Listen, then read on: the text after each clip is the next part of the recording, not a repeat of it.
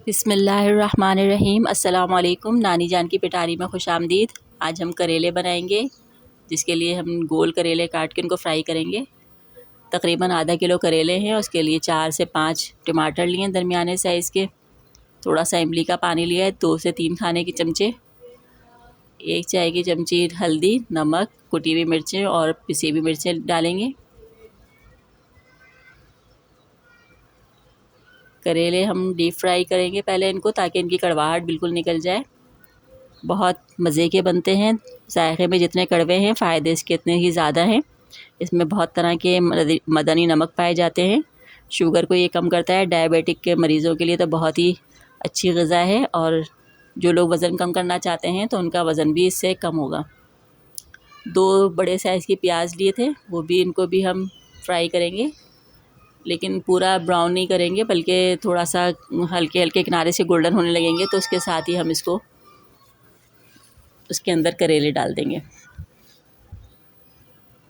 देखें कि थोड़े थोड़े से किनारे जो है ब्राउन हो गए हैं। अब इसके अंदर जो हमने फ्राई करके करेले रखे थे वो भी इसमें डाल देंगे, और साथ में मसाला डाल के थोड़ा सा भून लेंगे। जायके में तो थोड़ी कड़वी होती है, लेकिन वैसे बहुत ज़्यादा फ़ायदेमंद है। इनको ज़रूर इस्तेमाल करना चाहिए, महीने में 1 दफ़ा तो ज़रूर इस्तेमाल कर लेना चाहिए। इसके अंदर हम टमाटर डाल देंगे, और टमाटर का पानी निकलेगा, उसके साथ ही इसको अच्छी तरह भून लेंगे हम। टमाटरों के साथ मिक्स करके मसाला वगैरह सब मिक्स हो गया है माशाल्लाह से इसमें। ये देखिए कितनी अच्छी शक्ल माशाल्लाह से निकल आई है। थोड़ा सा इसको भूनेंगे। टमाटर माशाल्लाह से बिल्कुल मेल्ट हो चुके हैं, पानी भी उनका तकरीबन खुश्क हो चुका है। ये साथ में हमने भी इमली का पानी डाल दिया है इसमें। इससे हल्की सी खटास आ जाती है, और जो थोड़ी बहुत कड़वाहट होती है करेले की तो वो भी महसूस नहीं होती, और टेस्ट भी बहुत अच्छा हो जाता है।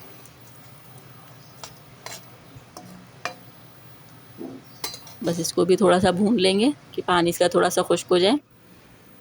ये देखिए माशाल्लाह से हमारे करेले बिल्कुल तैयार हैं।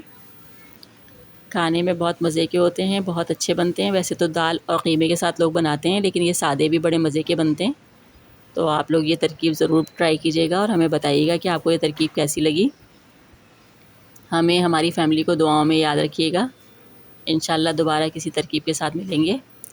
अल्लाह हाफ़िज़।